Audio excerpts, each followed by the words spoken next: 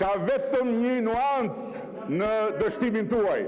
Ju prisnit fitonit me helikoptere dhe ushtrisë amerikane dhe nuk e prisnit që unë do të dorëzohesha vetë.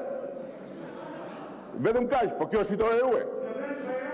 Ju arritët këtë, fituat dhe këtë herë, dhe faljush që mbushët dynjan, duke thënë se unë nuk isha, fillim thatë nuk ka ftesë, se unë jam mësuar me ju, ja jap pak nga pak. Edhe se pastaj mbyteni dhe larg qoftë të mbyteni ju. Nuk ka ftesë. Doli ftesa, jo, po këtë ftesën e ka gjithë bota. Tani më thoni nuk jetë bordi. Okej.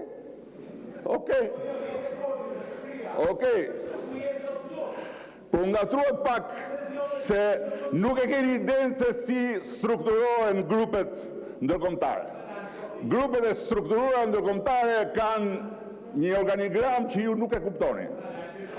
Po s'ka problem, rëndësi ka që do ngrini kartonin me votën tuaj, do miratoni bordin e paqes dhe mua si përfaqësues i bordit paqes në shtëpinë e Bardh sot do ngrini kartonin. Do fitojmë apo jo? Po. E fituat për zotin, bravo.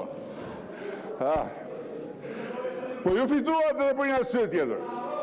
Ju denoncuat aferën $1 miliard, që unë në fakt ja premtova sekserëve të bordit, po denoncimi juaj më detyroi të tërhiqem nga ajo pagesë dhe detyruat presidentin Trump të më pranoj pa pagesë. Dhe gjithë do, mos e ulni vigjilencën, që t'jeni brenda çojini në SPAK bordin e paqes për pranimin tim aty. Se SPAK-u tani është bërë si një sportel, ka qenë një sportel mbrapa kryeministrisë, kur ne bënim stërvitje basketbol te fusha e zezë, ishte një sportel ku shkruhej letra nga populli. Kështu është bërë SPAK-u. Çoheni edhe këtë letër dhe me që e quat një herë, se këta e dini kanë quar Tony Blair në SPAK. Dhe nuk do një gjë. Tani çoheni prap Tony Blairin, se kush e di del në një provë si ato që mbajnë në gjyq, në burg pa gjyq Larierit, për cilin deri tani janë shkruar 3 volume të një romani policor, po provë për korrupsion, për kryebashkiarin e Tiranës, snuk. Prandaj,